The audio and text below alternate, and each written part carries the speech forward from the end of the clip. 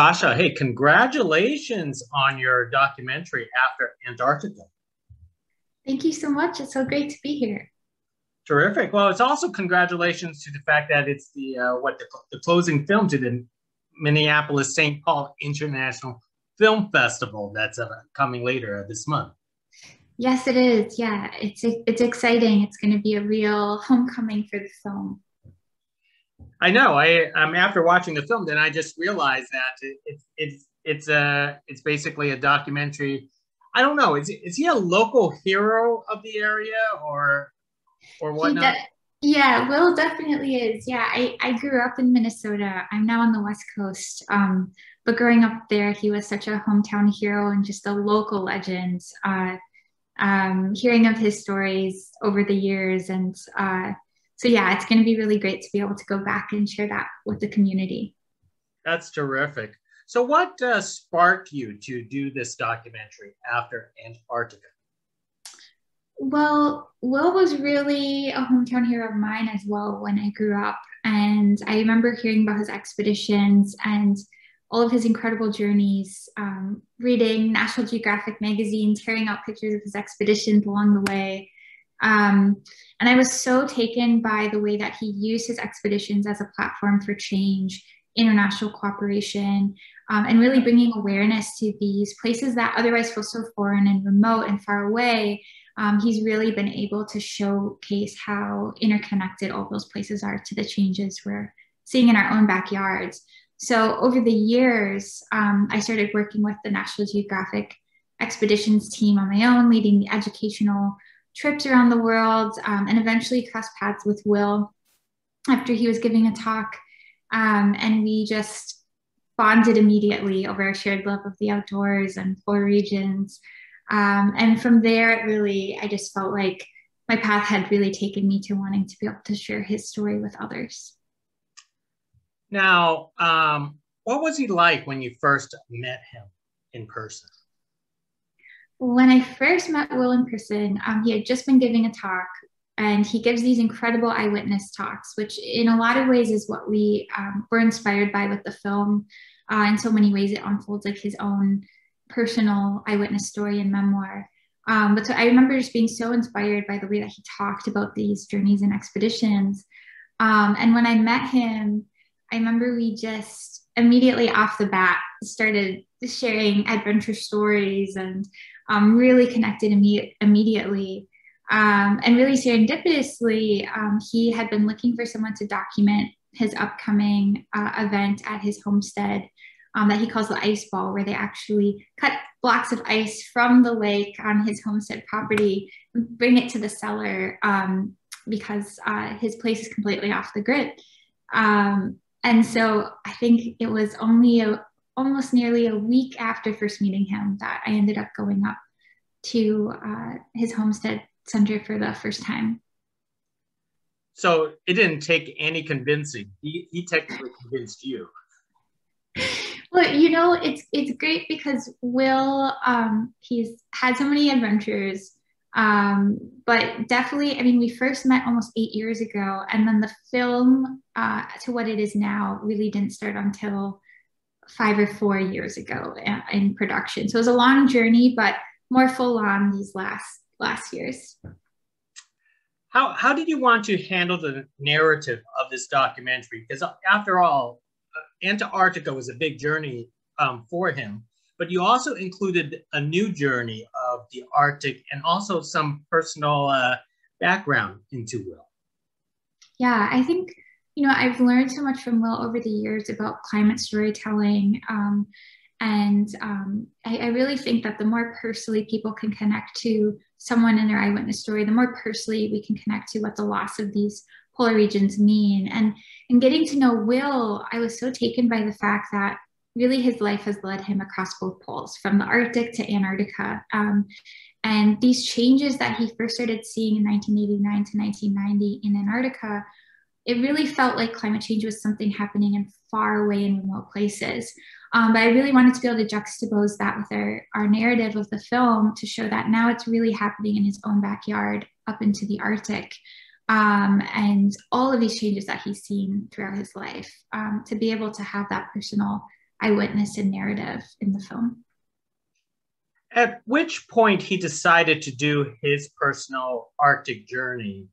Was it while in the midst of filming the documentary? Yes, yeah. While we were filming, Will has done incredible journeys over the years since first meeting him, and has been doing these solo journeys into the Arctic, and each year kind of going further and further. So as I first met him, he was kind of just getting started with those journeys. And then we ended up documenting this most recent one. And it was his longest solo expedition yet. So it was really, really remarkable to be able to drop in on that and document. I never really understood when they call it a solo journey, but you're there documenting it. How did you manage to pull this off? Yeah, so for us, I really just came in along the way. So I wasn't there. He was out for nearly 3 months. And I just kind of came in. We were there both at the start and then towards the end of his journey. And then he had a camera with him. So you'll see some of his footage in the film, tying into that eyewitness narrative to really see through his own eyes how he's seen these regions. But yeah, so, for him, we really just tried to be as fly on the wall as you can in these wide open vast spaces.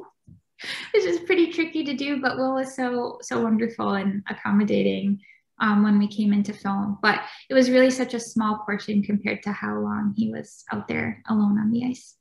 That is true, and I think your best camera trick is using the drone. I'm assuming they're drone shots. Yes. To capture the vastness of the Arctic. Yes, that was really important to me, and also to Sebastian Zeck, who is also a cinematographer and producer. We kind of worked as a 2-person team out in the field. So from the Arctic to Antarctica, it was really the two of us going out, and making it happen. But the drone filming was the most challenging, but also some of the most rewarding because it was so important.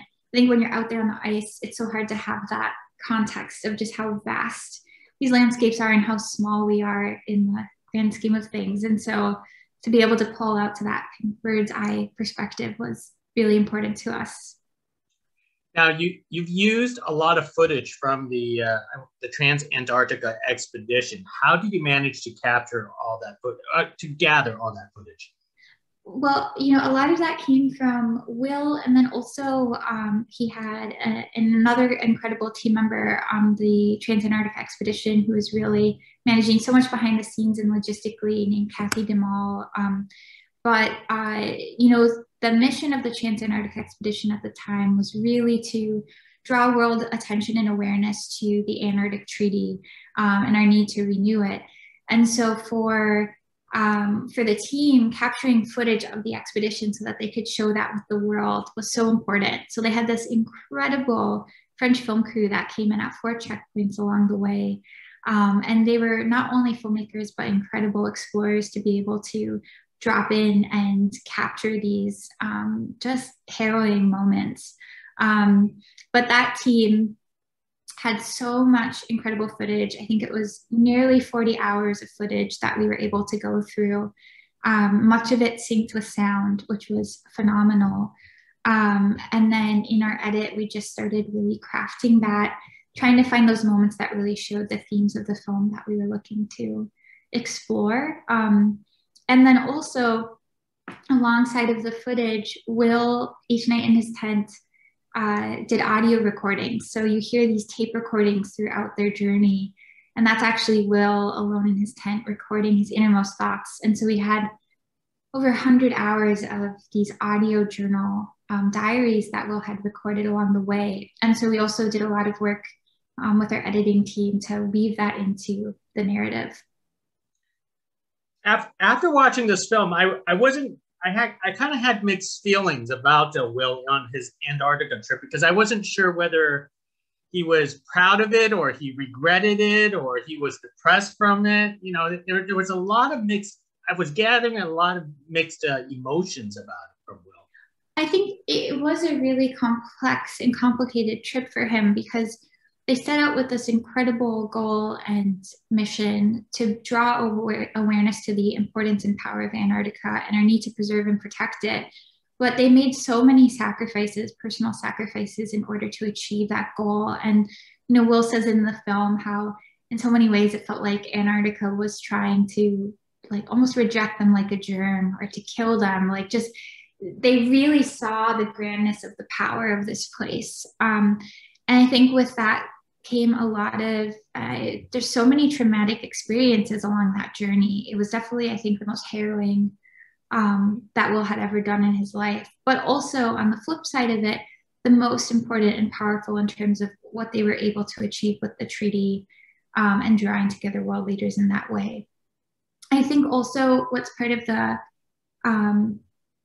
you know, there's a bittersweetness to that success and mission accomplished because even though they were able to renew the treaty, 30 years later, the 3 Larsen ice shelves have still largely disintegrated. So even though the work that they did really slowed and protected from much catastrophic change, there's still such a ripple effect of changes happening around the world.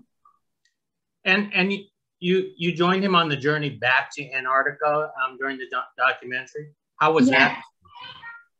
That was fantastic. Yeah, we went back to Antarctica with Will aboard a ship and went to the Antarctic Peninsula, and that was just so incredible. Will was sharing his eyewitness story back in Antarctica, talking about the changes that he's seen, and it was just you know, very wonderful and magical to be able to go back to this place that was really how I first had learned of Will, was his Antarctic journey. So going back together, seeing the changes and experiencing that as a team was really remarkable.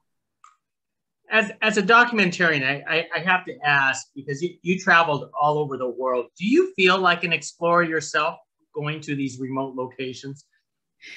You know, it's yeah, it's interesting. I think we're all explorers of the world in our own ways, and yeah, for me, I think it's really every time that I've been able to travel or experience something outside of my comfort zone, it just completely expands my worldview, and has been the greatest teachers and lessons in my life has been those moments.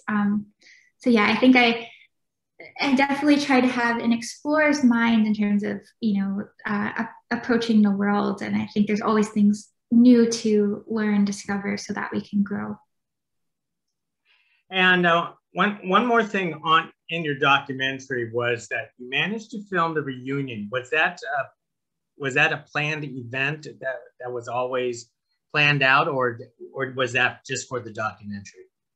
So that was for their 30th year reunion of the expedition.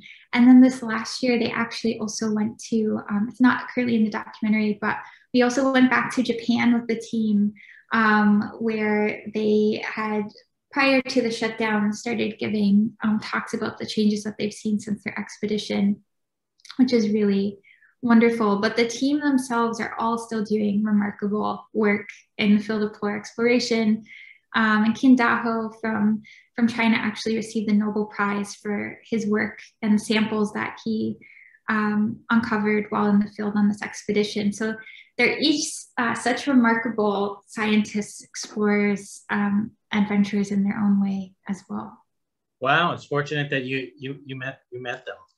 Well, Tasha, let me leave with one last question here. As people audiences get to view After Antarctica, what's the one most important take that you hope that they walk away with after watching your documentary? That's a great question. I think, you know, for me, following Will's eyewitness story, what's really stood out is that, you know, he says in the film how we're really all eyewitnesses now. These changes that used to seem like something happening in faraway places are happening in all of our own backyards. But what's so powerful to look to with Will that I think can really be an inspiration to us all is that as individuals, we still have so much power to gather people together around a common goal and around collective action. And, you know, as individuals, we can really look to how can we take a step towards international cooperation and uniting people in our community around this really urgent task. Excellent answer. Well, Tasha, hey, appreciate you carrying this conversation with me about your film After Antarctica. And the one most important lesson that I've learned is to correctly spell that word over and over again. I don't know why I have trouble forgetting the C in Antarctica in the middle of the word, but I have to keep on spelling it over and over again. Maybe one day I'll get to visit and spell it correctly. I hear you. I've had the same challenges. Well, it's so great talking with you, and thank you so much again. Yeah, thank you. Appreciate it. Next time.